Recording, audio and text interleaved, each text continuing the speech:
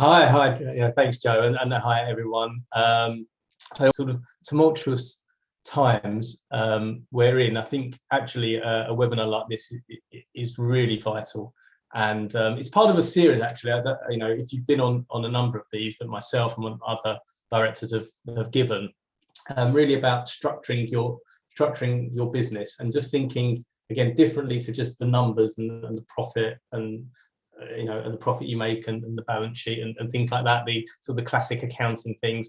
This is actually really looking at your organization, looking at your mindset, and that's what we're going to come on to and we'll explain a bit further the 10 hats for your business. So firstly, to get you into that, start looking into this way of thinking, because we've got to approach this for 10 hats for your business. I think one of the key things with an organization, of course, is this quote here: unless structure follows strategy, then inefficiency results, from Alfred Chandler. I think it was in Harvard Business School in the 70s for a number of years. Essentially, it's, I'm sure business owners here on this call, you can have some amazing strategy sessions, some strategy away days, brainstorming, all these sorts of great, fantastic things. And then how many of you then, weeks later, months later, those ideas, nothing has happened with them? And more often than not, it's because you haven't followed. We've got the strategy. What is the structure? How is that strategy that is going to be delivered? And we're going to talk about a bit later about the difference between the different roles in these hats and the leaders, the shareholders, the owners, and what their role is compared to perhaps other roles in the business. But here, if we haven't got a strategy, haven't got a structure following the strategy, then inefficiency results. So just as an initial quote for it.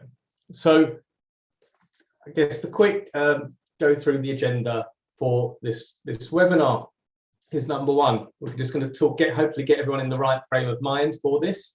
You have to be in the right mindset for this webinar, and the mindset to approach this concept 10 hats and organization structure.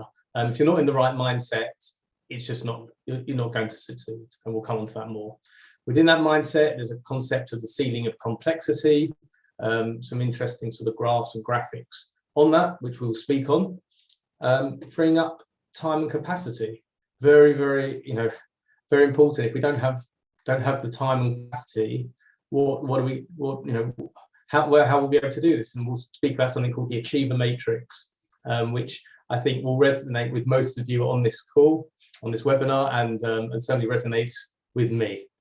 After we've done that and we've sort of set it up, we're then going to talk about, which is the webinar heading, the 10 hats in every business, and speak about, again, different departments, different structures that take place, and really the 4 key principles of when you're looking at your organization, looking at your business, what should you bear in mind at all points. We'll then touch on the functions, roles, and expectations of perhaps each of these 10 hats, and we'll sort of finish off with a couple of ideas and next steps. So hopefully that gives you an idea. But I guess perhaps beyond all of that, one of the key things is the concept of what I call FTI, which stands for failure to implement. And with that in mind, again, you can be inspired, hopefully, by this webinar and come out with a lot of great ideas. But if you do not implement those ideas, then this webinar has been a waste of time for you. And I certainly wouldn't feel responsible for you wasting sort of the next 45 minutes or so of your busy schedules. So the important thing is to implement.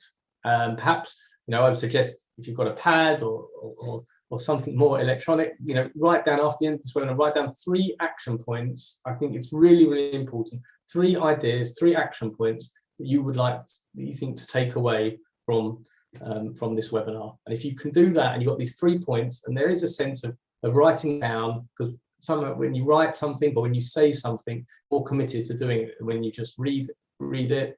So please write those things down, and then hopefully you will then reap the rewards of this webinar.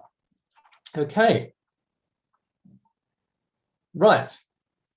So, as I spoke about, is getting the idea of your mindset, and get this mindset that we, I'm a business owner, run business as well as looking after many other businesses, and yourself on here as an owner, and you have to have this positive, this attitude of you can do it. But so often we're maxed out, we're working long hours, we're feeling out of control. I don't know, it could be cash flow problems, poor team performance, or maybe your competitors are just dropping your prices, and it's panicking you, and you're thinking and worrying about all of this sort of stuff. So I guess sort of like you to metaphorically, I can't see you on here, but and this sort of webinar, by the way, we do this often, or do this sometimes as a workshop, so which I'll touch on at the end of it. But if I'm doing a workshop, I ask people to put their hands up. But sort of when you honestly think about the challenges in your business, do you feel that those problems are out of your control? It's a question. Do you feel you're in control of those problems or out of control? Okay. Right. So we're now, with that in mind, we're now going to put that into a little bit more of perspective with perhaps one of my sort of favorite models that there is, which is called Orbed. You may have heard of it. It's quite famous.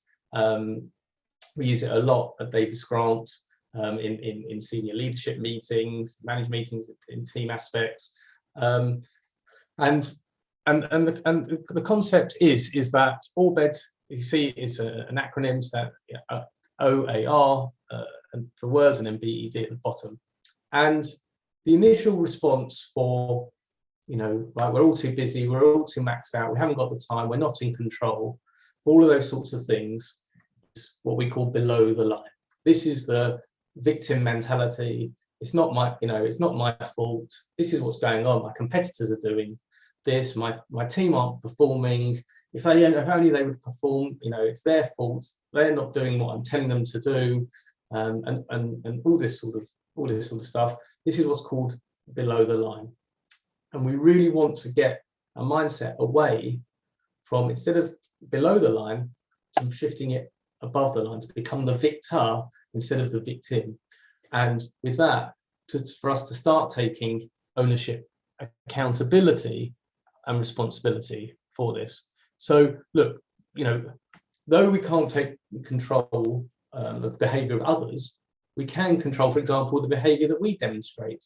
And by living above the line, we encourage others to do that as well. So, for example, you could be thinking right now, there's no way you could restructure your business. Which below the line thought would that be? Well, that's going to be denial.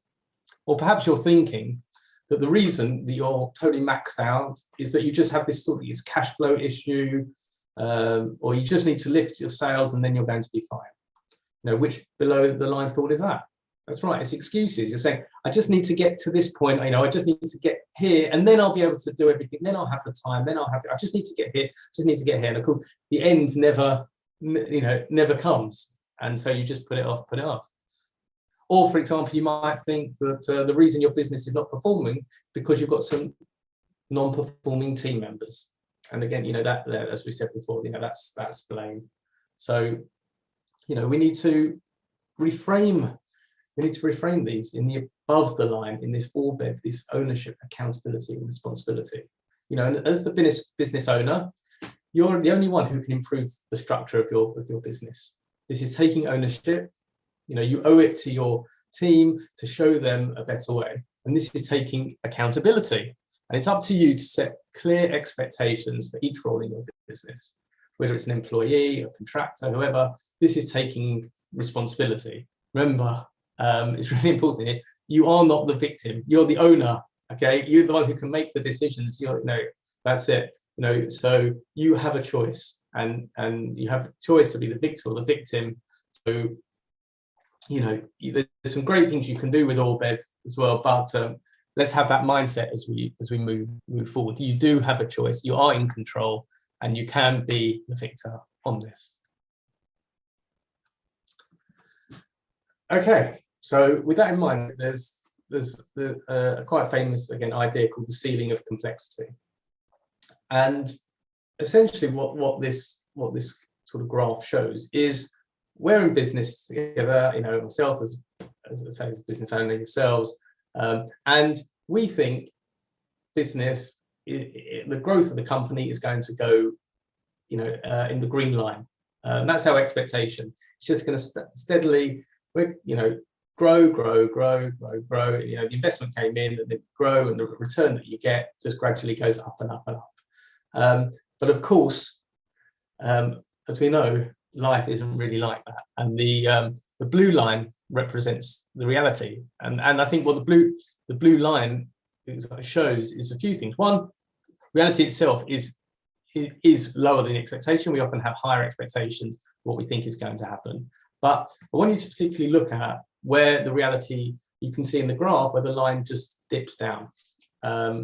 And really those are the issues of what happens. And it can be all sorts of things. It can be, for example, you invest in machinery, and then gradually, and that helps grow and grow and grow, and you're earning money, but then the machine, gradually depreciates, wear and tear of it, and at some point suddenly it's not performing as well as it had. And so you were thinking, it can just carry on. And at some point you suddenly got to make the decision, do I need to invest in the new machine?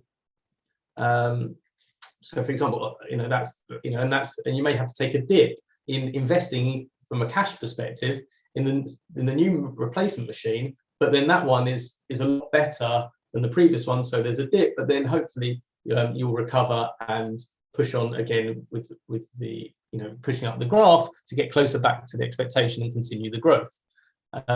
From a human, a team perspective, an example could be, you're working, perhaps you're a builder and you're working on one site, and you might take on one or two laborers, and that's going really well, and the business is growing, and in fact it's starting to grow so much that actually you've now been offered to have 2 jobs, and you think, all right, okay, I can do two jobs. So you send maybe one person to the other site, 2 sites, but then what happens is, again, the reality comes because you've totally lost control. You haven't got the infrastructure in place to start managing 2 sites. You can't physically be in both places, and so actually what you find is the productivity dips. And then it's only when you actually have a look at it and think, hang on, I need to do something about it. And maybe in this case, it's look at the organizational structure. Do I need a project, a manager in the office? Do I need someone that can look at everything to structure? Because I need to be focusing on what I'm doing and the strategy and the growth of the business. I need someone else to be managing what's going on these different sites, that you invest, and then it hopefully pushes you through to this breakthrough.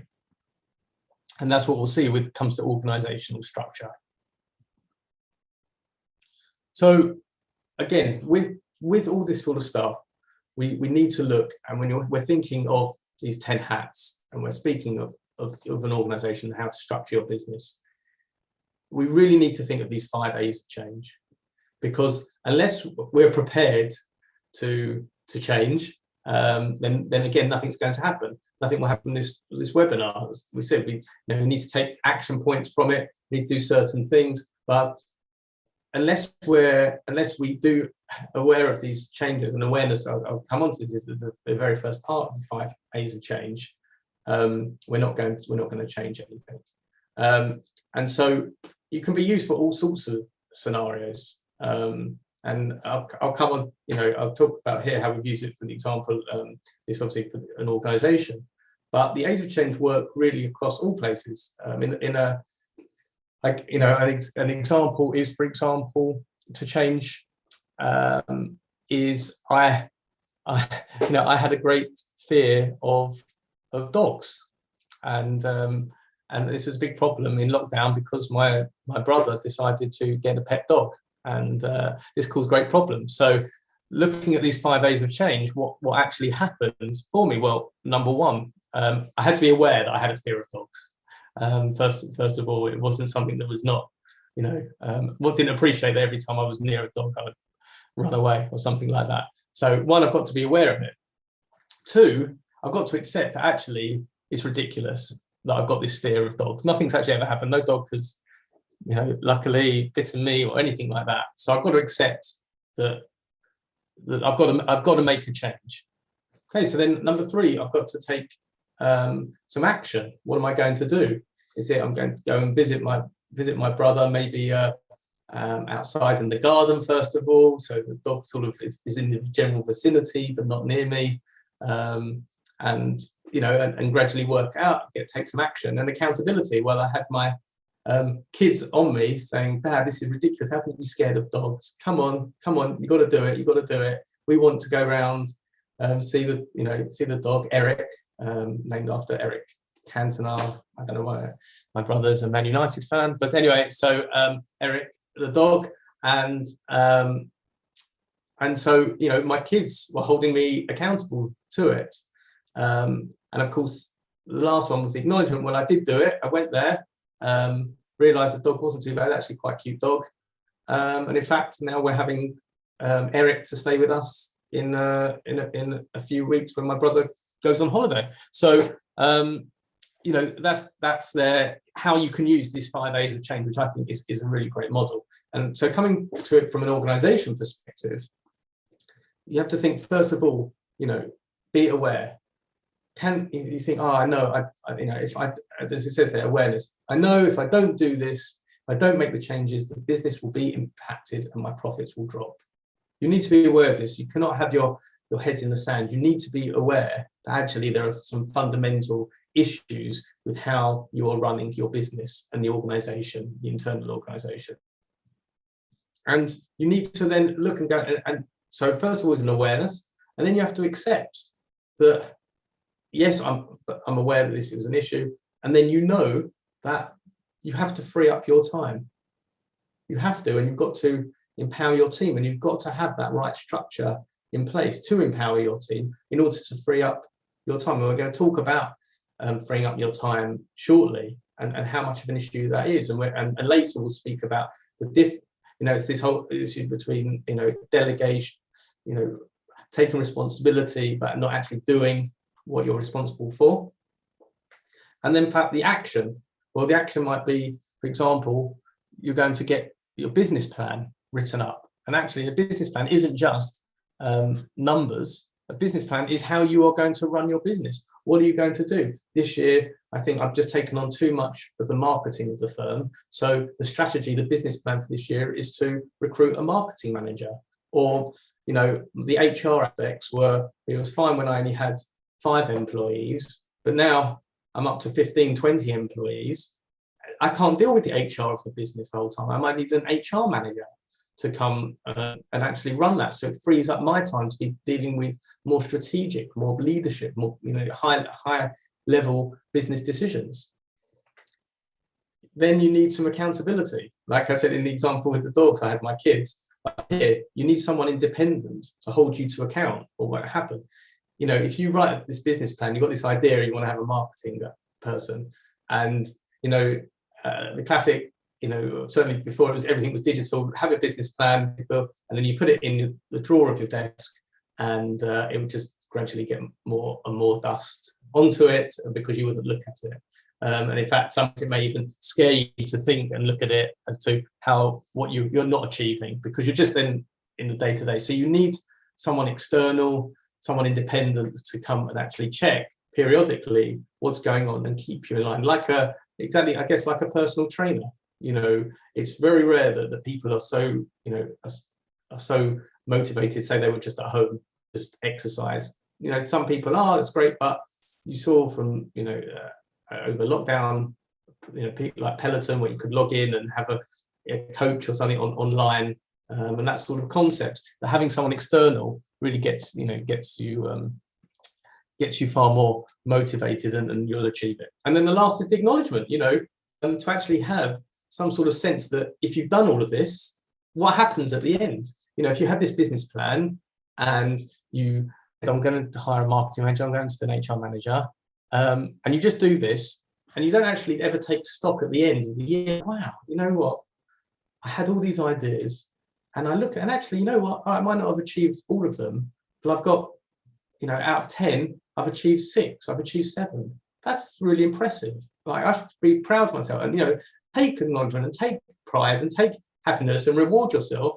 There's all different reasons why we're in business, but one of them should be hopefully to enjoy what you're doing, and these moments where you can look back and say, yeah, you know what, it says here, I need to give myself and the team positive reinforcement when the changes are actioned. Same for the team, to actually acknowledge, you know what, the best thing ever getting you as the marketing manager. It's been fantastic. You've changed my life. The stress that I was having, dealing with all the marketing, dealing with the HR, fantastic.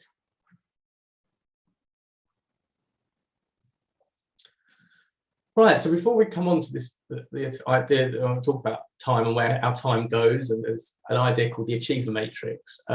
Just again, another short quote. This was Sir John Lubbock, who was, I think, this isn't a very old quote, I think back in the 1800s, we've got a Nobel Prize for Literature, but he said, look, in truth, people can generally make time for what they choose to do. It's not really the time, but the will that is lacking. And I think probably it's the same for all of us. You know, the amount of time you say you don't have the time to do anything. But you look out and the hours of the day, we do have the time, but it's what we're spending our time doing, whether it's scanning through social media or dealing with other, you know, incidental, non-important things. And this exactly tees up for this idea, which you come to here, which is called the Achiever Matrix. This matrix is actually brilliant. You know, it's almost like someone had seen me and described, you know, what's going on with me, business. And so I think, and from people I've spoken to and clients, I'd imagine people yourselves on this webinar will resonate with this massively. So here you are, this matrix, and you can see effectively on the left hand side it's great from important to not important, and then at the top you've got urgent and not urgent, and that leads to effectively four quadrants. In the top left you've got what's called the quadrant of urgency. These are the things that are highly important and highly urgent. You then got quadrant 2, called the quadrant of quality. These are things that are important but not urgent. You've got quadrant 3, which is the quadrant of deception, which is the not important, not urgent. You know, and then you've got quadrant 4, which is the not urgent and not important. And you know, if you go through each one of those, you know, quadrant 1. Say this, quadrant 1 of urgency. This is where we handle an unhappy customer, you know, to meet the deadline, for example. You know, we need to spend time in quadrant 1. It's no denying quadrant 1 is big, right? These are important things and they're urgent. But we also have to, you know, understand, you know, we can't all spend our time only in quadrant 1. Because what happens is that what we want to do is, if we spend all our time in quadrant 1, we never spend any time on quadrant 2. And in fact, quadrant 2 is you know, this is where we do our planning. This is where we anticipate and prevent problems. We empower others. We develop our skills. All these things for the future, you know. And ignoring this quadrant, basically all that happens is it feeds and enlarges quadrant 1, because things that were important but not urgent at some point will drift in and become urgent. However, on the other hand, if you can invest time in this quadrant, it will then shrink quadrant 1, the urgent and important. Okay, we then come to say 3, and I would imagine that most people are, you know, it's in and around quadrant 3 is spent far too long in, where these are things that may be urgent, but they're actually not important. And what I mean, it says here, interruptions, some phone calls. Now, you know, ourselves, we look after clients. Now, of course, if there's a client that's got an urgent, you know, genuinely an urgent issue, for sure you should stop things. But if a client's calling and they just want to have a chat, but you're right in the middle of a piece of work, a project, or whatever else it is, you know, for you to then stop, to take that call, to deal with that, disrupts it, you forget what you were doing, then an email comes in, again, is not really that urgent, could wait a few days, and actually you end up, before you know it, someone pops in, they want to, can have a chat about this, and you just end up all your time, and the stuff that was the important and the urgent, or indeed, if you're lucky in the quadrant 2, working on that, the important, not urgent stuff, just gets, almost fitted around this quadrant 3.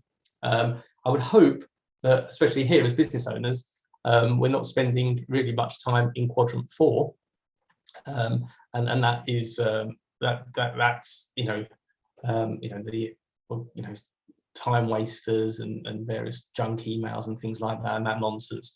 But nevertheless, it could be that some of your team are in that quadrant, and it's to be aware of that, and to move them out the way. But we need to spend our significant time in quadrant 2. Quadrant 2 is where leaders, where business owners, the owners, the directors of the business, you have to spend a significant amount of time in quadrant 2, and you need to somehow, we obviously spoke about a few ideas, be able to engineer your time, and we'll speak about the organizational structure in order to get more time in quadrant 2, and not spend your whole time in quadrant 1 and perhaps some in quadrant 3. Okay. Just to say, by the way, if anyone does want the slides of this, of course, with pleasure, and you can just email me after the webinar, and I'll be happy to send you a copy of the slides. Okay, so we're some way into the webinar. I guess almost coming up for half an hour, and now we're finally going to talk about 10 hats in every business. But it's important that we had to frame it in that way. Otherwise, conceptually, it wouldn't make a huge amount of sense. So here we are, the 10 hats in every business. And perhaps maybe this is obvious to you, but for some of you may not, and actually think these are distinct. And however small your business is, or however large your business, these 10 hats will stay the same. And we will then speak about what is the shareholder. What's the difference? The shareholder, the director, the leadership, thinking of products and service and development, operations, marketing, but sales, finance, HR, and admin and IT. Each one of those are an important intrinsic part of your business. Even if you're a very, very small company, let's take the IT, you may still, even as a small company, you may still be using 5 to 10 different pieces of software on that. How do they work? How do you keep up to date with the latest changes, the technology, what you need, what systems, how can you access it remotely, and so on and so forth. So even for a small business, the IT side is important, and you can see the other parts of the business. So before we drill down into the actual functions and responsibilities of each hat, we need to consider the 4 key principles that you must never forget when developing your organization chart. Number 1, there can only be one leader of the business and one leader of each department. One person can wear multiple leader hats. For example, the CEO could also be the sales manager, but 2 people can't lead the business or lead one department. Otherwise, there's going to be confusion for the team as to who they report to and where the accountability lies. Okay, number 2, and it's what I spoke on a little bit earlier, which is there is a big difference between doing something and being responsible for it.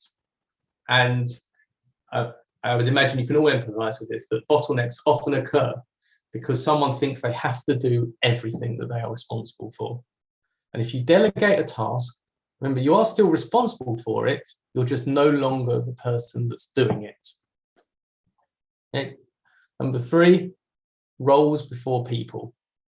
This is always a tough one, because sometimes one thinks, oh, I've got a great person, I just have to work out how to fit them into my business, and this, and try and engineer and then maybe change the whole way the business works to fit into this person, and that's great. except if they leave.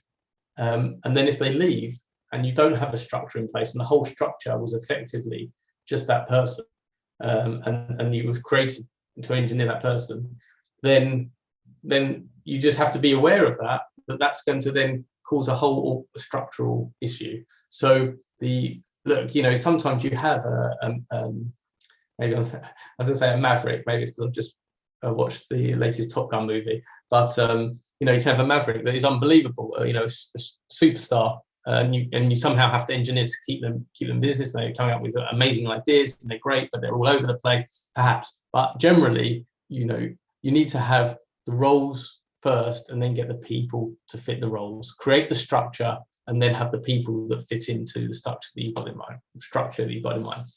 And lastly, we've got function determines responsibility. In order to fully understand which department each key responsibility fits into, it's useful to have to look into the function of each department first. So if I was doing this as a sort of a workshop with a number of companies, of business leaders, we would do this up, and I'd have it on a sort of a flip chart, and start saying, what do you think the function is of each of these people? But I'm just, worth taking a look and having a look here, and just I'll give you some suggestions. There's not it's not a one size fits all, only on an answer, but yeah, have a look at these, and maybe I just think for sort of 10-15 seconds, and just be quiet, and just you to have a look and think, maybe what would the function, how would you define the function of each of these departments to be?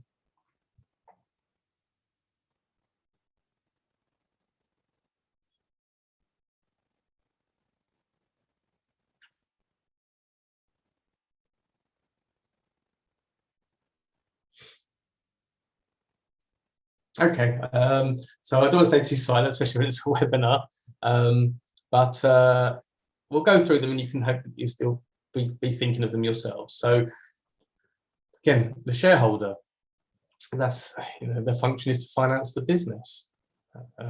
For sure, they're the ones putting in the money, the equity into the business to keep it growing.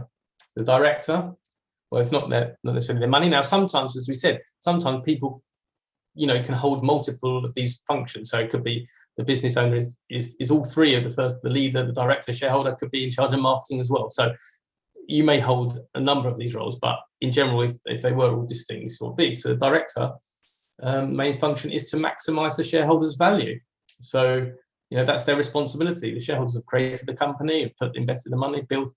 It's the directors to run it and to maximize their value. The leadership, if you like, what we call the senior leadership team, again, depending on the size of your company, how big that senior leadership team is, but their role, you might say, is to implement the plan effectively that's devised by the directors, by the shareholders, and possibly with the senior leadership team, and their role to implement that. Products and service is to, of course, develop the products or services for sale. Operations is to generate cash, for example. Marketing, to generate leads. Sales, to say, could be convert prospects into customers. Finance, manage the cash. HR is all about looking after the team in roles, engage the team. And admin IT, maybe to maximize the efficiency of all the IT and the software and the systems in the business. So anyway, they're just some ideas. So we've done this, you can come up with all sorts of other ideas, but there are some of the ones that you might think of. But it's important to think of these 10 different categories, these 10 departments. These are your 10 hats of each business.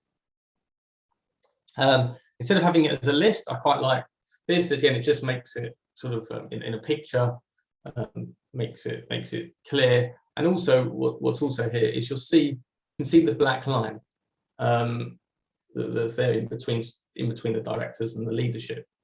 And the departments above the line, the shareholder and director departments, they're the strategic in nature. These roles, they have the long term, outlook, and they set the future direction of the business. Below the line are the operational departments, starting with leadership, because they're the ones who are going to make it happen. And then the one leader of the remaining 7 departments. And these departments deliver on the strategy that's been devised by the shareholders, directors, and possibly some of the and together with some of the leadership team.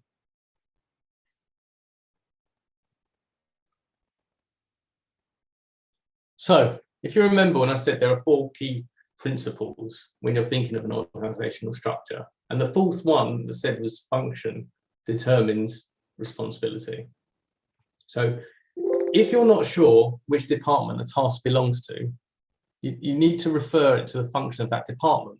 Work out the roles you need within each department, remembering that some could be part-time or contracted out, and create a list of responsibilities for each role.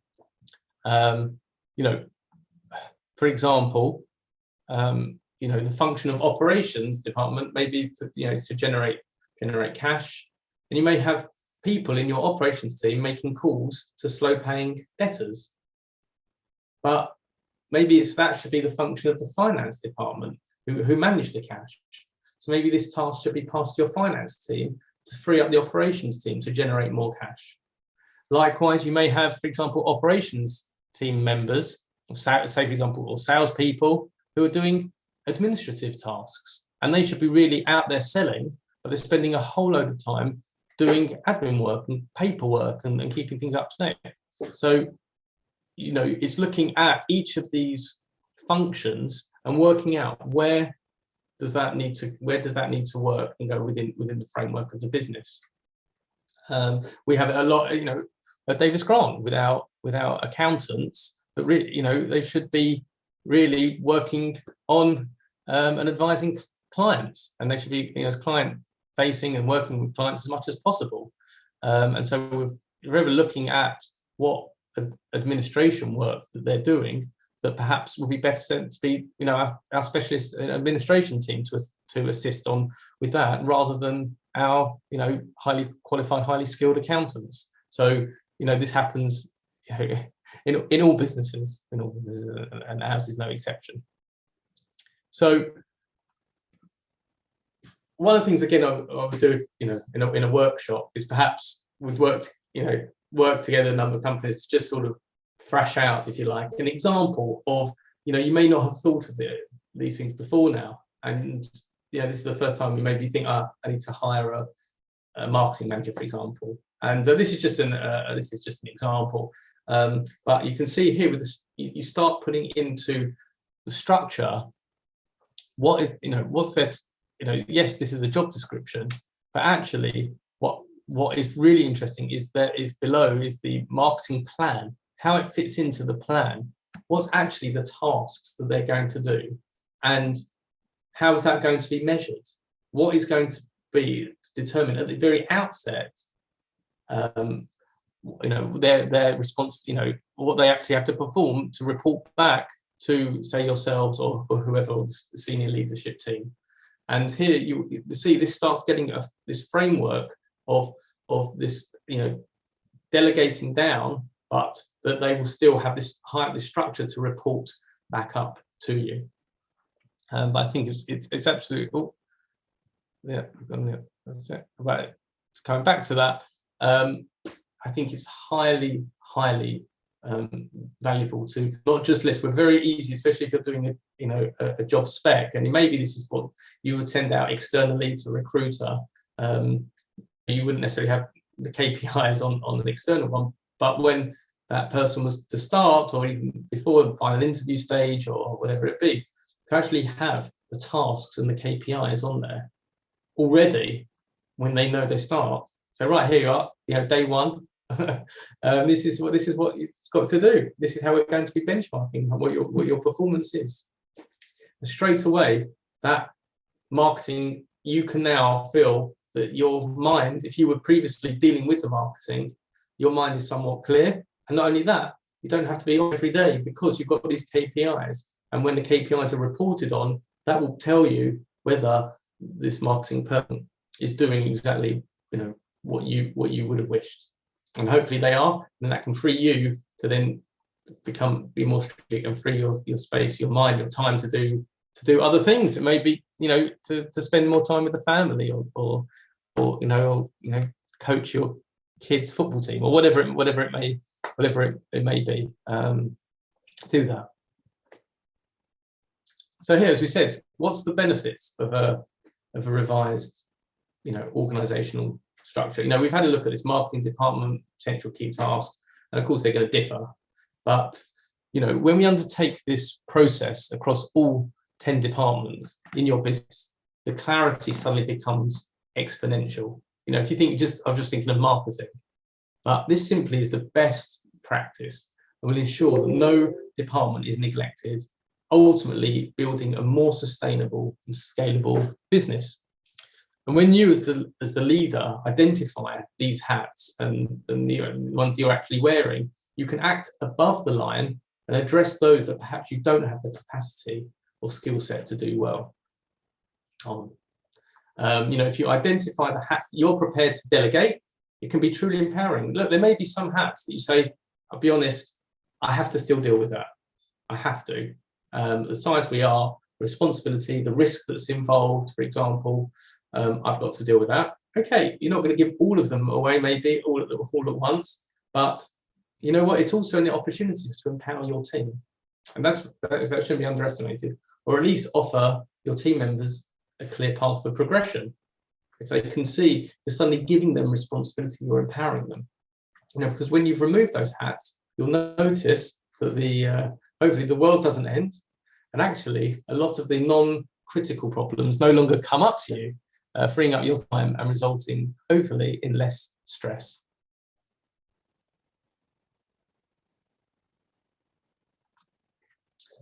So, this is something that I say that we do. It's got the 10 hat workshop. We've been working with a number of other firms, and it's something that maybe is of interest to you, so that it's not just you and yourself. You're there brainstorming with us, facilitating it at Davis Grant, to see if that's something you'd like. It contains there's 3 parts where we help you develop your organization chart, flesh out 1 to 2 roles, but also help you create a plan to roll out your new organization structure so you can actually free up your time and increase your effectiveness.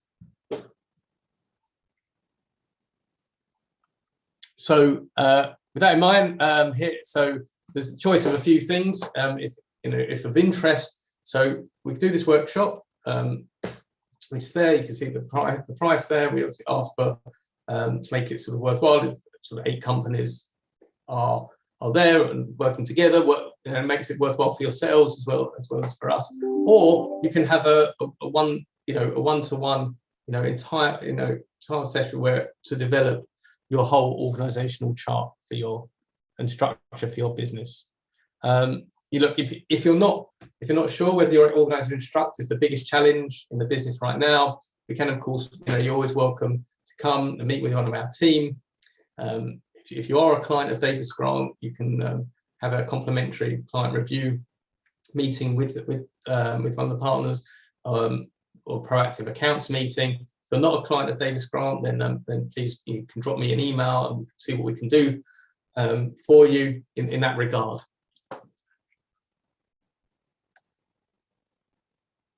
So they were some next steps, but I think here what other next steps can you take? I think number 1, think of the 3 most important actions you're going to take. Think of the things that we've spoken about, and apologies whether I've spoken quickly. I've gone through this quickly or slow, but think of things going right back. Things of Orbed. Well, that stays above the line: ownership, accountability, responsibility, not the blame, excuse, deny, BED. Thinking above the line, whether it's the ceiling of complexity. Where are you? Where's the expectations? Where's the reality? Where do you need to invest? Where's the dip that they're then going to bring up the reality, getting it closer to the expectations? Whether it's the achiever matrix, what quadrant are you in? How do you identify your work? If you were to think about your work, how would you define what you're doing is in what quadrant. Are you utilising the best of your time? We can all say we're busy. We all say, how's your day? I know even when I speak to my mum, busy at work, you're busy at work. We're always busy, but she used to say to me, you're busy doing the right things. That's the thing. That's the most important thing, busy doing the right things for what we're doing. So what are you going I guess the question is then for yourselves, what are you going to do now from this? You're going to do nothing, and say, well, all right, that was hopefully an interesting webinar, but I think I'll just carry on with what I've always done. I'll put it in my mind. Yeah, it's very nice, but lovely, crack on. Or you can retreat. You can go, oh my gosh, it's just too much. I can't really think about all of that. How am I going to cope? I think I just need to go back into my business and hide and bury my head in the sand with it all, and then just no, ignore it. Or you can take normal amounts of action, which is something like, yes, I think I need to take action, but yeah, I can do it myself. If you can do it yourself, I guess using the gym example, if you can be entirely motivated to do it yourself, fantastic, brilliant. Most people say we need that external motivation. Or to take this massive amounts of action, which is say, yeah, I get it. I think this is massive. I think the concept and what I need to do, I need to work on my organization is brilliant. And I need to get and understand my business better, and whether it's speaking to us or someone else to really try and get this for you. We can all be better at business, for sure, if we have the support and accountability required to improve. So to finish off with, I guess the last sort of parting thoughts. Here we are, so we come up sort of just past 45 minutes or so, is that management is about arranging and telling. Leadership is about nurturing and enhancing. And we are here, hopefully we're business owners, we're running businesses, and our role should be about nurturing and enhancing the team, that we've got this organizational structure in place to perform for us, to get us either as shareholders to get our value back, or as directors who are running the business on behalf of the shareholders, or whether all the same, we are the shareholders and directors and the leaders. But our job is there to nurture, to enhance, to build up the team, to empower them, to get them to have this structure in place, and then to have our managers and the management who then organise the arranging and the telling, not the leaders to do. Okay. So that just leaves me to say thank you for the time. Just sort of 45, 50 minutes. Hopefully it wasn't too painful. A lot of ideas and things for you to take forward. And here's my details. So if you need any advice, if you want copies of the slides, then drop me an email, stephen@davidsgrant.co.uk. Or indeed, if you want to have any contact, call up myself. If you're if you're a client already and speak to partners about doing these sort of workshops or doing a one-to-one session or anything like that, with pleasure, I'd be delighted to assist. And that's it from myself. So thank you really again for joining, and look forward to seeing you on our next webinar. Thank you.